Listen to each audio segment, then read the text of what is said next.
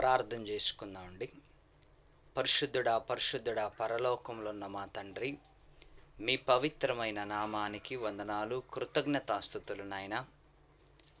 మరి ఈ గొప్ప అవకాశం ఇచ్చినందుకు మీకే వందనాలు, స్తుతులు చెల్లిస్తున్నాము దేవా. మరి ఈ మాటలు వింటున్న మీ బిడ్డలందరినీ కృపతో జ్ఞాపకం చేసుకోండి. విని విడిచిపెట్టకుండా, అపవాది వచ్చి విన్న మాటల్ని ఎత్తుకొని వెళ్ళిపోకుండా నాయన, విన్న మాటలని హృదయాలలో భద్రపరుచుకొని దేవ ఫలించేలాగా సహాయమును కృపను చూపించమని కోరుకుంటూ ఈ ప్రార్థన క్రీస్తు వారి పేరట మీకు సమర్పిస్తున్నాం తండ్రి, ఆమేన్. ప్రేమైన దేవుని పిల్లలారా, ప్రభువైన యేసుక్రీస్తు వారి పేరట మీ అందరికి నా వందనాలు. దేవుని మహాకృపను బట్టి చక్కగా మరి ఈరోజు కూడా దైవ జ్ఞానములో నుంచి, దేవుని గ్రంథములో నుంచి, దేవుని మాటలను గురించి ఈరోజు చక్కగా మనం ఆలోచించటానికి ప్రయత్నం చేద్దాం. ఎందుకంటే భూమి మీద మనందరికంటే గొప్పవాడు, మనందరికంటే శక్తిమంతుడు దేవుడు. మరి అలాంటి శక్తిమంతుడు మనకి చెప్పుతున్నప్పుడు మనము సైలెంట్గా వినాలి, చక్కగా వినాలి. మరి ఆలోచిస్తూ ఆ మాటల్ని మరి ముందుకు తీసుకెళ్ళాలి. మరి ఈరోజు ప్రపంచములో పేరెన్నిక గల మరి పేరు ఏదైనా ఉంది అంటే అది యేసుక్రీస్తు వారి పేరు. ప్రపంచములో ఏ ఆరిన నేల మీద, మనుషులు నివాసం చేస్తున్న గడ్డ మీద ఎక్కడ చూసినా ఎవరి పేరైనా బలముగా ఘనముగా వినిపిస్తుంది అంటే ఆయనే యేసుక్రీస్తు వారు.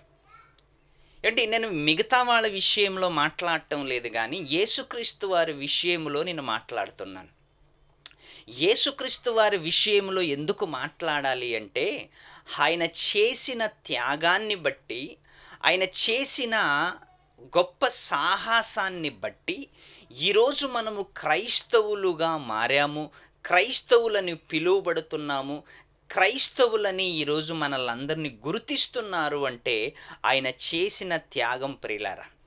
మరి అలాంటి త్యాగపురుషుని విషయంలో మాట్లాడకుండా, సమయము దొరుకుతున్నప్పుడు లేనిపోని విషయాలు మాట్లాడటం మంచిది కాదు.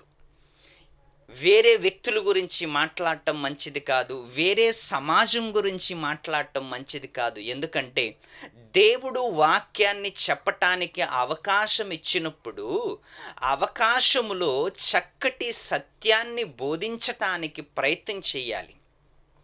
సత్యాన్ని బోధించటానికి ప్రయత్నం చేయాలి.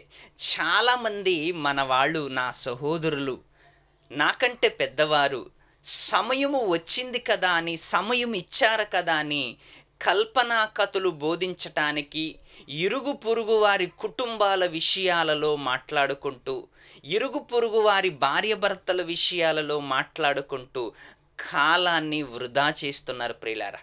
భార్యాభర్తల విషయం మాట్లాడటం కంటే దేవుని విషయాలు మాట్లాడితే భార్యాభర్తలు కూడా మారిపోతారు. సమాజం మారిపోతుంది. కఠినాత్ములు కూడా వాక్యానికి కరిగిపోతారు ప్రియులారా. అందుకే యేసుక్రీస్తు వారు ఎక్కువగా మాట్లాడింది వాక్యము, తండ్రి బోధించిన బోధ, తండ్రి దగ్గర నేర్చుకొని వచ్చిన బోధ. అందుకే ఏ ప్రసంగికుడైనా మాట్లాడుతున్నాడు అంటే వాక్యం గురించి మాట్లాడాలి. వాక్యము అన్నిటినీ సరిచేస్తుంది. వాక్యము అన్నిటినీ ఏం చేస్తుందంటే ప్రియులారా, సరిచేస్తుంది. సరిచేయగలిగే ఏకైక వాక్యము ఇదిగో నీ చేతిలో, నా చేతిలో ఉంటున్న బైబిలు. అందుకే ముందుగా మనం మాట్లాడవలసింది యేసుక్రీస్తు వారి విషయంలో. యేసుక్రీస్తు వారి విషయంలో నీ జీవిత కాలమంతా కూడా మాట్లాడినా సరిపోదు ప్రియులారా. అంత సబ్జెక్టు యేసుక్రీస్తు వారు, అంత సబ్జెక్ట్ ఉంది యేసుక్రీస్తు వారిలో. ఆయన విషయంలో మాట్లాడితే ఎలాంటి వాళ్ళైనా కరిగిపోతారు. ఆయన గురించి మాట్లాడితే ఎలాంటి సమస్యలైనా పరిష్కారం దొరుకుతుంది మనకి. అందుకే చక్కగా ఈరోజు యేసుక్రీస్తు వారి విషయంలో మనం మాట్లాడటానికి ప్రయత్నం చేద్దాం. ఎందుకు అంటే ప్రియులారా, ప్రపంచములో ఏకైక వ్యక్తే యేసుక్రీస్తు వారు. ఆయన మాటలకి అనేక మంది ఆకర్షితులై ఆయన మాటలకి అనేక మంది ఆకర్షితులయ్యి యేసుక్రీస్తు వారిని తప్పు పట్టాలని వచ్చిన వాళ్ళు, యేసుక్రీస్తు వారు యేసుక్రీస్తు వారి విషయములో చదువుబడుతున్న గ్రంథాన్ని చింపెయ్యాలని వచ్చిన వాళ్ళు, ఖాళీ చెయ్యాలని వచ్చిన వాళ్ళు, చివరికి పుస్తకాన్ని తగలబెట్టాలనుకున్న వారు కూడా పుస్తకం చదివి, పుస్తకాన్ని ధ్యానించి, పుస్తకానికి అరెస్ట్ అయిపోయారు. పుస్తకాన్ని చదువుకుంటూ పుస్తకము ద్వారా ఎన్నో విషయాలు తెలుసుకున్నారు. మరి ఈరోజు నువ్వు నేను ఆరాధింపబడుతున్న యేసుక్రీస్తు వారు ప్రపంచానికి ఎంత గొప్ప వ్యక్తో ఆయన మాటలు వింటుంటే నిజంగా ఆశ్చర్యం వేస్తుంది. ఎందుకంటే యేసుక్రీస్తు వారి బ్రతుకున్న కాలంలో, యేసుక్రీస్తు వారి జీవించిన కాలంలో యేసుక్రీస్తు వారి గురించి మాట్లాడుతూ ఏమన్నారంటే ఒక్కసారి చదువుకుందాం ఆ మాటని. 22వ అధ్యాయం మత్తయి రాసిన సువార్త 22వ అధ్యాయము 16వ వచనములో యేసుక్రీస్తు వారు బోధ చేస్తున్న కాలములో, యేసుక్రీస్తు వారు మాట్లాడుతున్న కాలములో, యేసుక్రీస్తు వారు నోరు విప్పి ప్రసంగం చేస్తున్న కాలములో యేసుక్రీస్తు గురించి ఎంత గొప్పగా అక్కడ చుట్టూ ఉంటున్న వాళ్ళు ఏం మాట్లాడుతున్నారో ఒక్కసారి మనం చదువుకుందాం. 16వ వచనం. బోధకుడా నీవు సత్యవంతుడవై ఉండి దేవుని మార్గమును సత్యముగా బోధించుచున్నావని నీవు ఎవరిని లక్ష్య పెట్టవనియు మోమాటము లేనివాడవనియు మేమెరుగుదుము. నీవు ఎవరిని లక్ష్య పెట్టవు. రెండవది, యేసు మాటలలో మొహమాటం లేదంట. యేసు మాట్లాడుతున్నప్పుడు మొహమాటంతో మాట్లాడడంట. ఎందుకు అంటే మొహమాటంతో మాట్లాడితే పరలోకానికి తీసుకెళ్ళలేను అని యేసుక్రీస్తు వారి బోధ.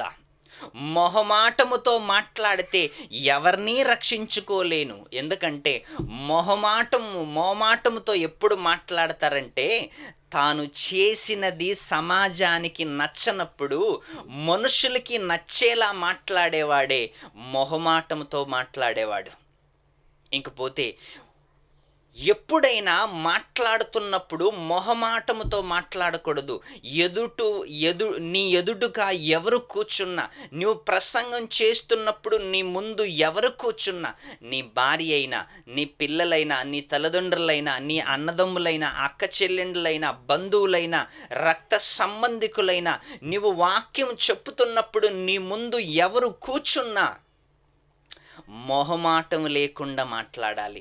మొహమాటం అనేది వాక్యము చెప్తున్నప్పుడు ఉంటే రక్షణని కప్పిపెట్టి మనుషులని సంతోషపరిచే మాటలు బయటకు వస్తాయి.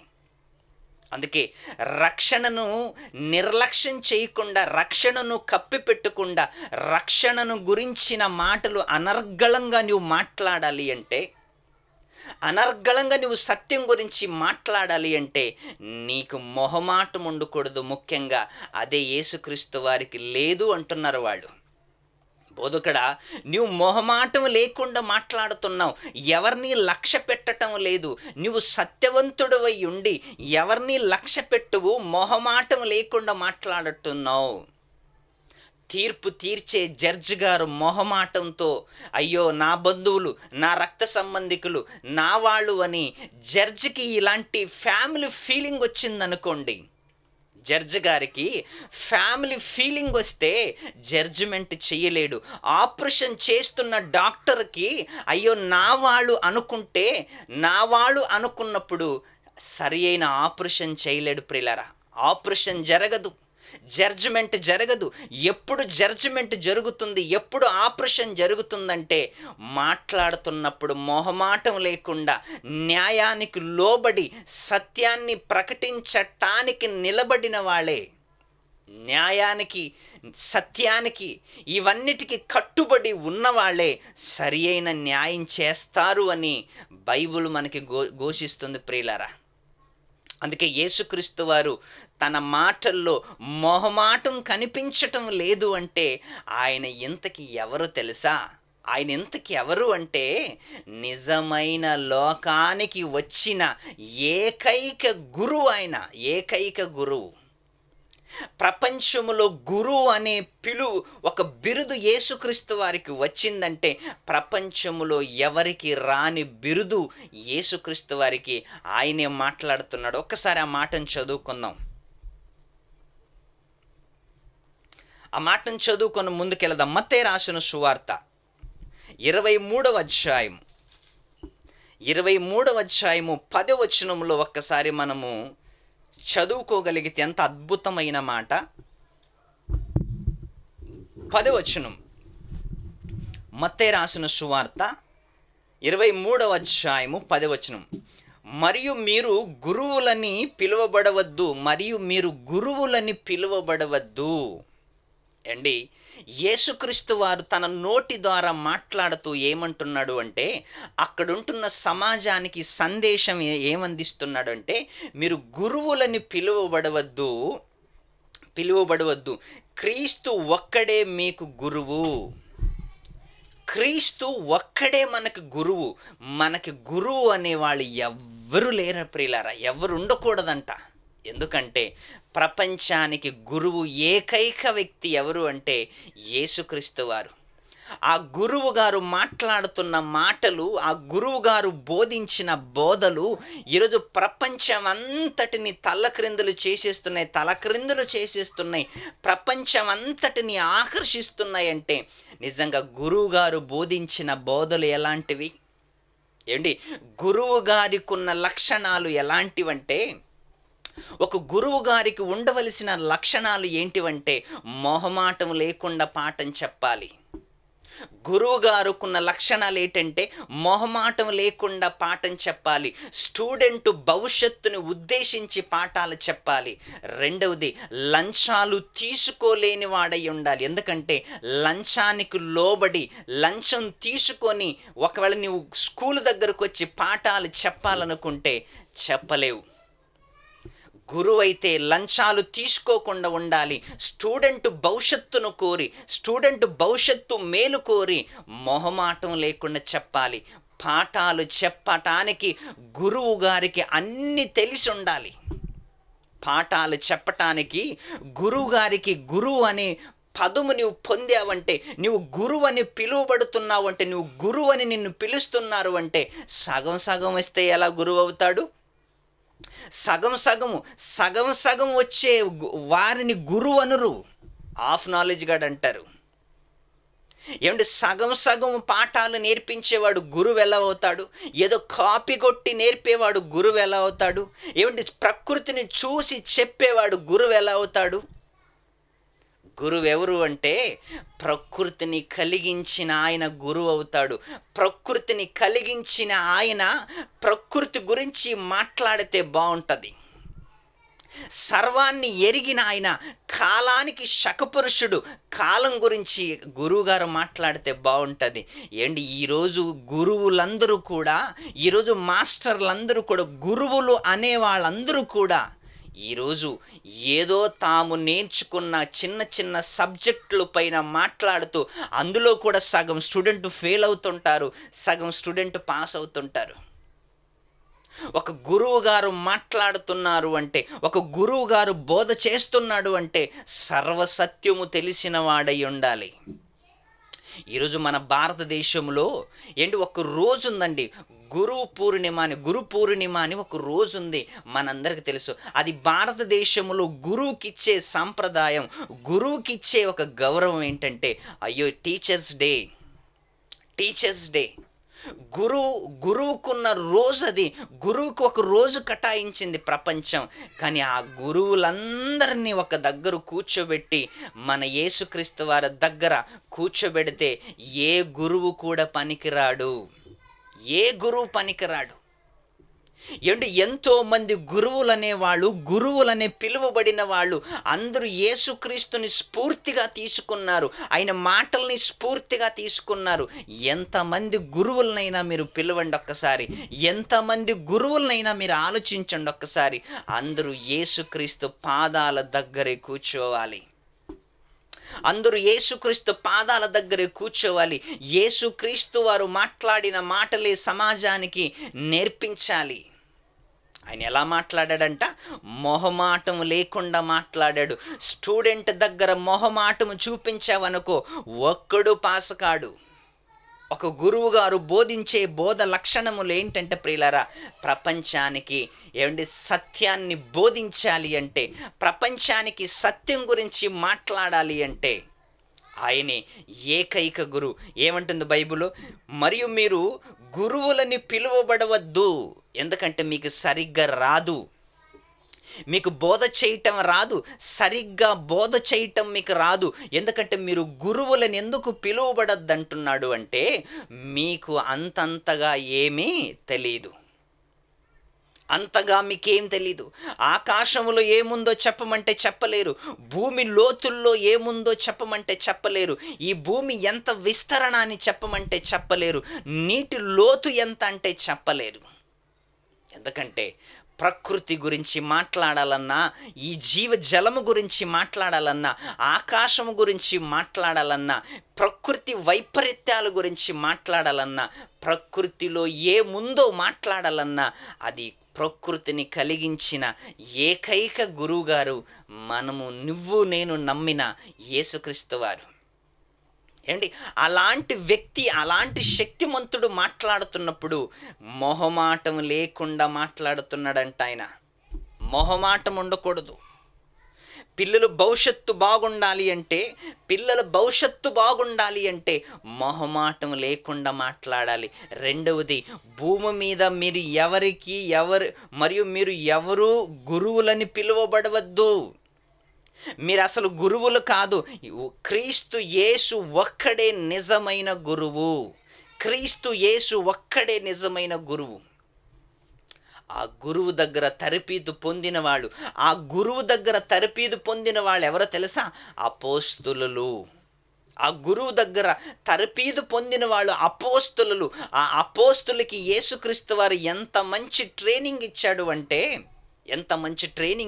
అంటే పామరులను యేసుక్రీస్తు వారు పట్టుకున్నాడు. పామరులను, విద్య లేని వారిని ఎంచుకున్నాడు, విద్యావంతులుగా చేశాడు.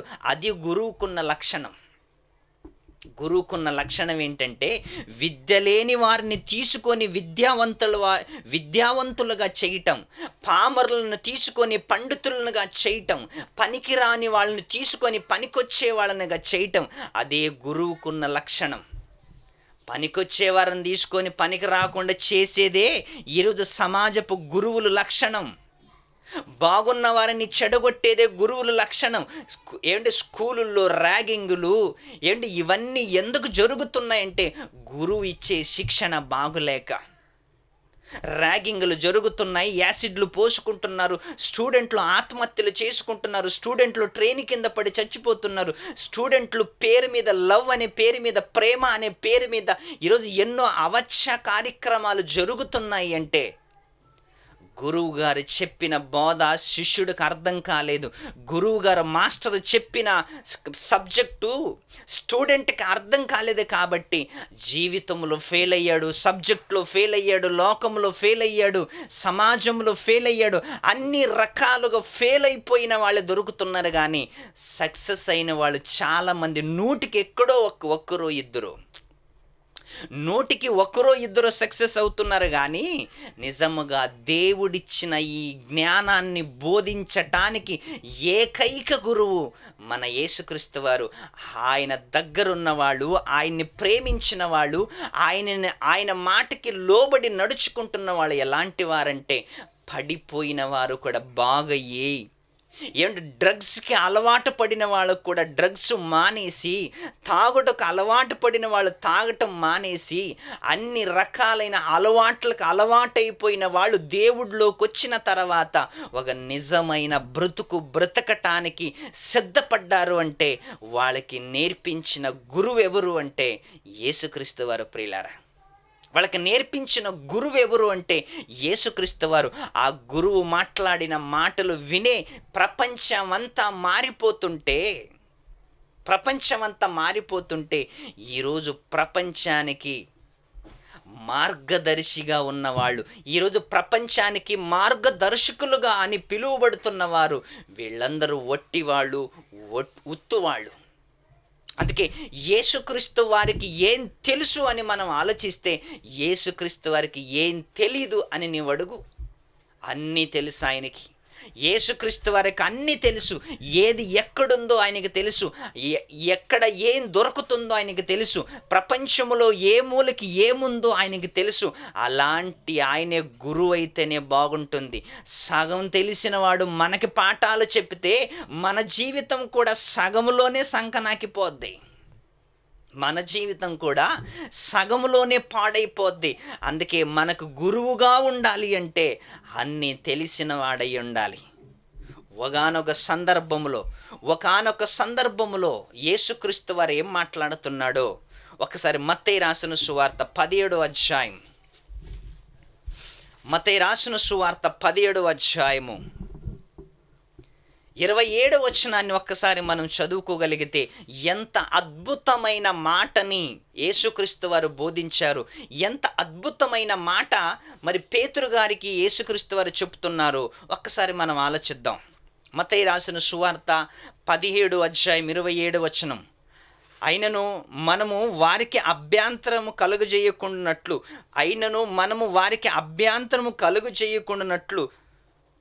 చేయకుండానట్లు నీవు సముద్రమునకు పోయి గాలము వేసి మొదట పైకొచ్చు చేపను పట్టుకొని దాని నోరు తెరిచిన ఎడల అందులో ఒక శక్యం ఉంటుంది. ఆ శక్యమును నువ్వు తీసుకొని రా. చూసారా, యేసుక్రీస్తు వారికి సముద్రములో ఏముందో తెలుసు. అందుకే పేతురు గారితో ఏమంటున్నాడంటే, ఎవరికి మనం అభ్యంతరం కలగ చేయకూడదు, ఎవరికి మనం అభ్యంతరంగా ఉండకూడదు. నువ్వు ముందుగా వెళ్ళు, సముద్రం దగ్గరికి వెళ్ళు, గాలం వేసిన తర్వాత మొదటిగా వచ్చే చేప నోరు తెరి అందులో ఒక కాయిన్ ఉంటుంది, ఆ కాయిన్ తీసుకురా. ఎంత అద్భుతమైన మాట, ఎంత నేర్చుకోవలసిన సబ్జెక్టు. ప్రపంచం పట్ల ప్రపంచానికి పన్ను కట్టడానికి నియమ నిబంధనలు పాటించటానికి యేసుక్రీస్తు వారు ఏ రాజును ధిక్కరించలేదు, ఏ చట్టాన్ని ధిక్కరించలేదు. యేసుక్రీస్తు వారు చట్టానికి లోబడి, యేసుక్రీస్తు వారు చట్టాన్ని ఫాలో చేస్తూ ఏమంటున్నాడంటే, మనము కూడా పన్ను కట్టాలి కదా. మరి మనము కూడా పన్ను కట్టాలి అన్నప్పుడు మనము ఎవడు ముందో చేయి చాపవలసిన అవసరత లేదు, ఎవరినో భిక్షం అడుక్కునే అవసరత మనకు లేదు. నువ్వు వెళ్ళు, సముద్రం దగ్గరికి వెళ్ళు, గాలమై ముందుగా వస్తున్న చేప నోటిలో ఒక శక్యం ఉంటుంది, దాన్ని తీసుకోరా. యేసుక్రీస్తుకి ఎలా తెలుసు ఆ చేపలో శక్యం ఉందని? యేసుక్రీస్తు వారికి ఏం తెలుసు? ఆ సముద్రములో ఆ నదిలో చేప ఉందని, ఆ సముద్రములో చేప ఉందని. ఆ చేపకేం తెలుసు? నేను వెళ్ళాలి, ఎందుకంటే నేను వెళ్ళాలి, ఆ గాలానికి చిక్కుకోవాలి, నాలో ఒక కాయిన్ ఉంది, అది యేసుక్రీస్తు వారికి ఉపయోగపడాలి అని. చేపకి ఎలా తెలుసు? ఎందుకంటే చేపని, శక్యమును, కాయిన్ని కలుగజేసింది ఎవరో తెలుసా? యేసుక్రీస్తు వారు. లోకమంతటిని కలుగు చేసింది ఆయనే, లోకానికి సృష్టికర్త ఆయనే. ఎక్కడ ఏముందో ఆయన మాత్రమే చెప్పాలి, ఎందుకంటే ఆయన ఒక్కడే మనకి గురువు కాబట్టి. అండి, ఈరోజు మన గురువు మనకు బోధిస్తున్న పాఠాలు వింటుంటే సమాజపు గురువులు, సమాజములో ఉంటున్న గురువులు స్టూడెంట్కి పాఠాలు చెబుతుంటే స్టూడెంట్లో చైతన్యవంతం రావాలి, స్టూడెంట్లో మార్పు తీసుకురావాలి, స్టూడెంట్లో మార్పు జరగవలసింది పోయి ఈరోజు స్టూడెంట్లు రోజు రోజుకి ర్యాగింగ్లు పేరు మీద, రోజు రోజుకి వ్యభిచారం పేరు మీద, రోజు రోజుకి గుండాగర్ది చేసుకుంటూ కాలేజీల్లో రౌడీయిజం ఎక్కువైంది. ఏ కాలేజీల్లో చూడండి చిన్న చిన్న పిల్లలు మరి ప్రేమ మాటలో పడిపోయి ర్యాగింగ్లు చేసుకుంటూ, ఒకరినొకరు నిందించుకుంటూ, గొడవలు అనుకుంటూ, చంపుకుంటూ, ఇవన్నీ ఈరోజు ప్రతి స్టూడెంట్ జీవితంలో మనం చూస్తున్నామంటే గురువుగారి పాఠాలు సమాజానికి ఎక్కటం లేదు. ఈరోజు గురువుగారు బోధించిన పాఠాలు సమాజానికి ఎక్కటం లేదు. గురువుగారే సరిగ్గా పాఠాలు చెప్పటం లేదు కాబట్టి, గురువుగారే చెప్పటం లేదు. సరి అయిన బోధ చేస్తున్న గురువు గారే స్టూడెంట్ల పైన అవాచ్యకమైన కార్యక్రమాలు చేస్తుంటే ఇంకేం పాఠం చెప్తాడు, ఇంకేం పాఠాలు బోధిస్తాడు, ఇంకేమి స్టూడెంట్ భవిష్యత్తు బాగు చేస్తాడు? మన గురువుగారి దగ్గరికి వ్యభిచారం చేయబడిన ఒక స్త్రీని తీసుకొచ్చారు. గుండాగాళ్ళు, నేరస్తులు, వ్యభిచారం చేయబడిన ఒక స్త్రీని యేసుక్రీస్తు దగ్గరికి తీసుకొచ్చి, ప్రభువా, మరి ధర్మశాస్త్రములు వ్యభిచారం చేయిస్తుండగా పట్టబడిన ఆ స్త్రీని రాళ్లతో కొట్టి చంపాలని మరి ధర్మశాస్త్రములు ఉంది కదా గురు, ఎందుకంటే నీవు ధర్మశాస్త్రాన్ని కొట్టివేయటానికి కాదు నెరవేర్చడానికి వచ్చావు కదా, మరి ఈమె సంగతి ఏంటి అని యేసుక్రీస్తుని అడిగినప్పుడు యేసుక్రీస్తు వారు ఒకరికి న్యాయం చేశాడు అంటే ఏమన్నాడు తెలుసా?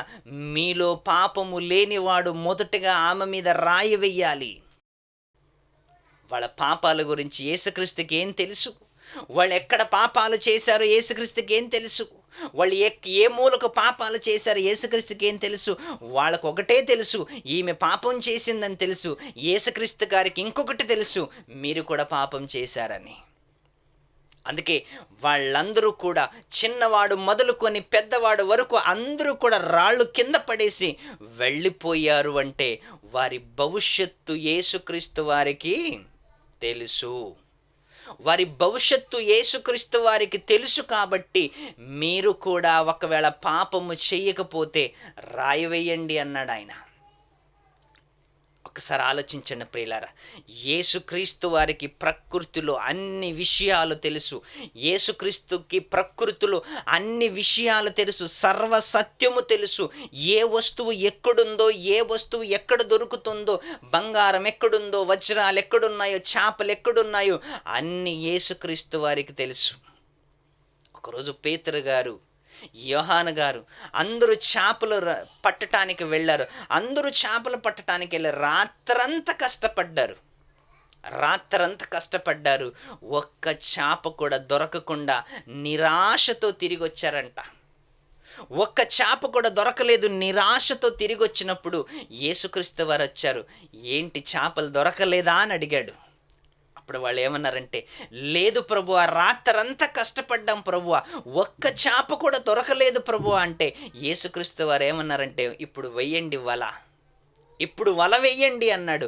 అప్పుడు వాళ్ళేమంటున్నారు, ప్రభువా, నీకంటే మాకే ఎక్కువ తెలుసు చేపల విషయంలో, ఎప్పుడు చేపలు పడతాయి మాకు బాగా తెలుసు, ఎందుకంటే మా వృత్తే అది అని అనలేదు. ఇప్పుడు వల వెయ్యండి అన్నాడు యేసుక్రీస్తు. వేశారు. వెయ్యగానే లాగలేనంతగా చేపలు పడ్డాయి. ఎక్కువగా చేపలు పడ్డాయి. వీళ్ళు బయటికి లాగలేనన్ని చేపలు పడ్డాయి. ఆ కార్యక్రమాన్ని చూసి శిష్యులు ఆశ్చర్యపోయారు. రాత్రంతా మేము కష్టపడ్డాం కదా, రాత్రంతా మేము శ్రమించాం కదా, మా మాటకి విలువ లేకుండా యేసుక్రీస్తు వల వేయండి అంటే వేశాం. ఏంటి ఈ కార్యక్రమం, ఏంటి ఈ ఆశ్చర్యం? ఎందుకంటే ఎక్కడ ఈ చేపలు, ఎక్కడ ఏ వస్తువులు ఉన్నాయో, ఏ మూలకి ఏ వస్తువు ఉందో, ఎక్కడ ఏ స్థలములో ఏం దొరుకుతుందో అది యేసుక్రీస్తు వారికి మాత్రమే తెలుసు.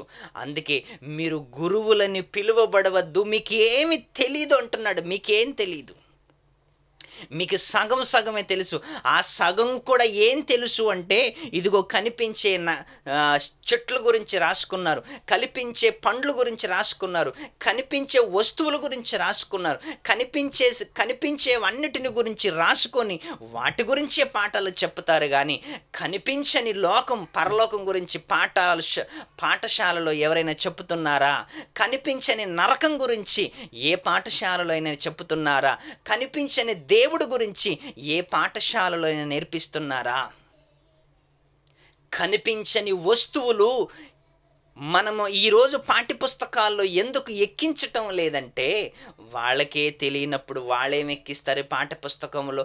కనిపించేవి మాత్రమే పాఠ్యపుస్తకాలలోకి ఉండిపోయాయి, పాఠ్యపుస్తకాల్లోకి చేర్చారు. కనిపించని వస్తువు, ఇంకా పదార్థం, మెటీరియల్ చాలా ఉంది. దాని గురించి ఏ గురువు కూడా ఏ స్టూడెంట్కి బోధించడు. ఎందుకంటే అది వాళ్ళకు కూడా తెలియదు కాబట్టి. అది మన యేసుక్రీస్తు వారిని అడిగితే అంత క్లియర్గా చెప్తాడు. అందుకే ఆయన మొహమాటం లేకుండా బోధ చేస్తాడు, మొహమాటం లేకుండా వాక్యాన్ని చెప్తాడు, మొహమాటం లేకుండా ప్రపంచానికి మంచి జ్ఞానోక్తమైన సంగతులను ఆయన అందిస్తాడు ప్రియులారా. అందుకే ఎప్పుడు కూడా మీరు ఆలోచించండి, దేవుడు మనకి ఇచ్చిన ఈ జ్ఞాన గ్రంథమైన బైబిలును రోజు చదువుకుంటున్నప్పుడు ఇందులో గురువుగారు మాట్లాడిన మాటలు, యేసుక్రీస్తు వారు మాట్లాడిన మాటలు, ఎన్నో మాటలు ఉన్నాయి ప్రియులారా, ఎన్నో మాటలు ఉన్నాయి. మనము నేర్చుకోవాలి, మనం చక్కగా మన జీవితాన్ని సరిచేసుకోవాలి, మన జీవితాన్ని ప్రపంచానికి ఒక రోల్ మోడల్గా ఉంచుకోవాలి. యేసుక్రీస్తు వారిని చూడండి, ప్రపంచానికి శకపురుషుడులా కనిపిస్తున్నాడు. ప్రపంచానికి శకపురుషుడు. ఈరోజు ప్రపంచమంతా ఆయన బాటలో నడవాలనుకుంటుంది, ప్రపంచమంతా ఆయన చెప్పినట్లు చేయాలనుకుంటుంది. ఏ రాజకీయ నాయకుడైనా చూడండి, యేసుక్రీస్తు వారి బోధల్ని ఫాలోఅప్ చేస్తున్నారు. ఈరోజు ప్రపంచంలో గురువులందరికంటే ఏకైక గురువు ఎవరు అంటే యేసుక్రీస్తు వారు ప్రియులారా. ఈ గురువులకు మించిన గురువు యేసుక్రీస్తు వారు, మిగతా వాళ్ళందరూ గురుగులు. యేసుక్రీస్తు వారు ఒక్కడే గురువు. ఆ గురువు దగ్గర నీవు కూడా యేసుక్రీస్తులా తయారవ్వాలి. యేసుక్రీస్తులా నీవు నిజ జీవితంలో ఆయన చేసిన కార్యక్రమాలను ఆస్వాదించి చక్కగా మన జీవితంలో కూడా ఆయన చేసిన కార్యక్రమాలను మనం కూడా చేయాలి ప్రియులారా. ఎందుకంటే ఈ జీవితం చాలా చిన్నది. యేసుక్రీస్తు వారు 33.5 సంవత్సరాలు బ్రతికాడు. ఏ ఒక్కరోజు విశ్రాంతి చేయలేదు, ఏ ఒక్కరోజు రెస్ట్ చేయలేదు, ఏ ఒక్కరోజు మరి ఆయన సుఖపడలేదు, ఏ ఒక్కరోజు అందరితో ఆనందంగా గడపలేదు ప్రియులారా. ఎందుకంటే ఆయన జీవితం అంతా కూడా, ఆయన ఉన్న జీవితం అంతా కూడా తండ్రి పనులను కొనసాగించాడు, తండ్రి చిత్తాన్ని నెరవేర్చాడు. చివరికి తండ్రి కోరుకున్నట్లుగా ప్రాణం పెట్టాడు ప్రియులారా. అందుకే మన జీవితం కూడా యేసుక్రీస్తులా మారాలి, మన జీవితం కూడా యేసుక్రీస్తులా పనిచేయాలి. ఎందుకంటే అల్పకాలమైన ఈ జీవితంలో ప్రియులారా, ఎక్కువగా మనం దేవుడి గురించి ఆలోచించి భూమి మీద ఉన్నతముగా మనము దేవుని గురించి బ్రతకాలని కోరుకుంటూ ఈ సమయాన్ని ముగిస్తూ సెలవు తీసుకుంటున్నాను. అందరికీ వందనాలు, సెలవు.